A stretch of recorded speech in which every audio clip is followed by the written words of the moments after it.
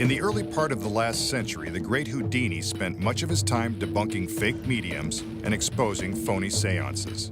The magician is about to do the same thing. First, we'll start off with the seance. We begin with a large open cabinet made up of wooden columns. The magician's lovely assistants drop by to say hello, then raise a curtain sealing off the back of the cabinet. The makings of a seance room.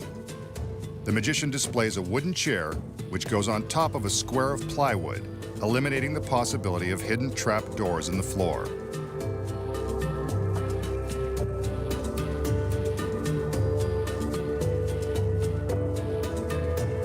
As the assistants seal off the remaining side with another curtain, the magician summons his gorgeous medium, though she impresses in a large way. She's not a real medium, but I don't care.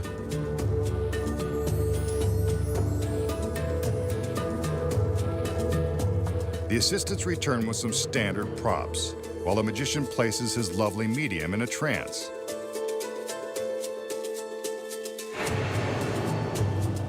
That didn't take too long.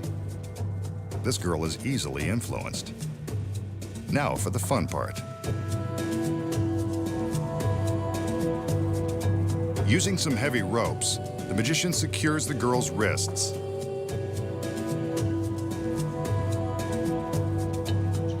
And then invites his assistants to bind her to the chair.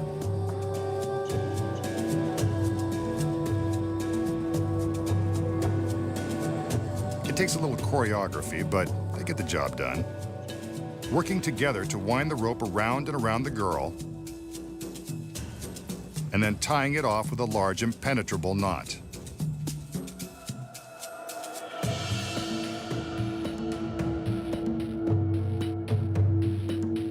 Meanwhile, it looks like she's enjoying her trance. Now for the props. Just like in the days of Houdini, we have an ornate candelabra and a noisy tambourine. That ought to rattle the spirits. These are placed on top of the plywood.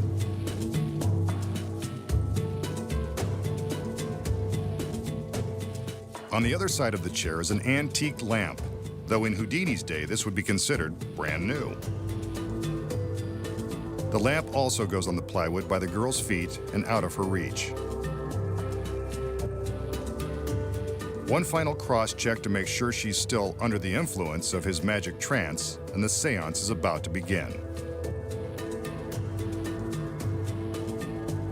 The magician instructs his assistants to raise the front curtain, completely surrounding the girl in the chair. Suddenly, the supernatural takes over. Hear the tambourine? The lights flicker, and a spirit appears to be lifting the lamp above the top of the enclosure. See how it floats through the air over the cabinet? I don't believe in ghosts, but this is pretty spooky. The magician commands his assistants to lower the front curtain. There's the girl, still tied to the chair and in her peaceful trance. The curtain goes back up to give the spirits a chance to return. The lights flicker. Now we hear the tambourine again and see the candelabra floating above the cabinet. There is definitely something otherworldly going on inside the seance room. There's no other way to explain it. The magician instructs his assistants to lower the curtain again. The girl is still tied to the chair with the props by her feet, exactly where they were before. At least these spirits are neat freaks. The magician commands the curtain to be raised again. We'll have one more chance for the medium to show her powers. Now, a mysterious fog rises from the seance room. True, the girl was smoking hot, but this is a bit much. And she's gone. Escaped from her bonds and vanished into thin air, leaving only the props and the memory of her mystifying beauty.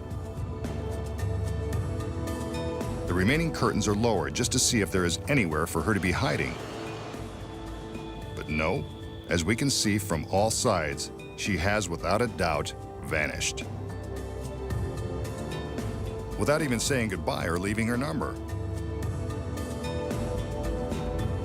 You're You're all alone, masked man.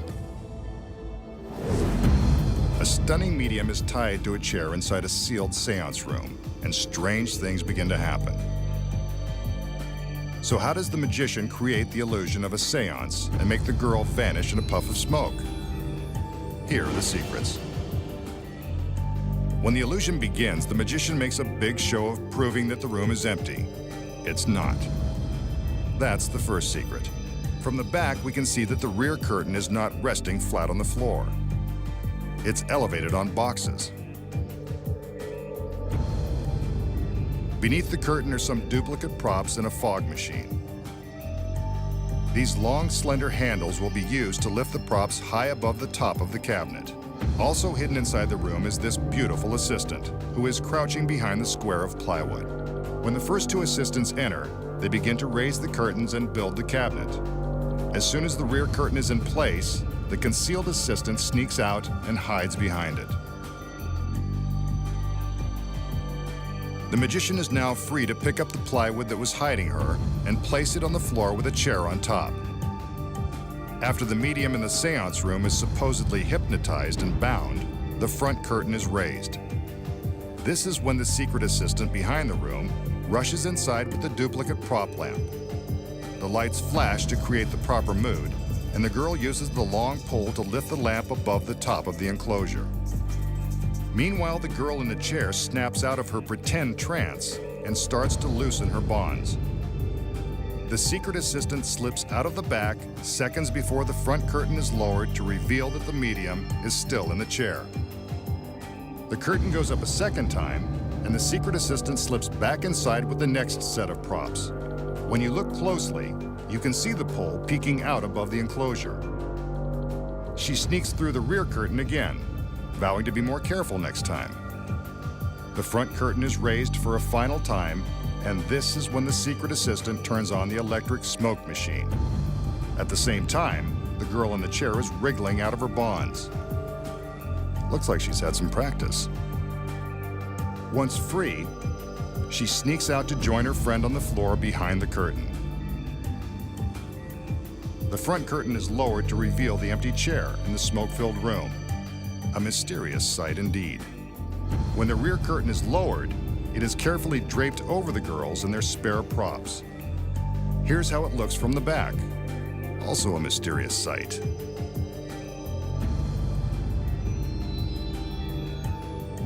A magical seance just like it was performed in the days of Houdini. But now, you know the devilish secrets. Thanks, girls. This wraps up another one.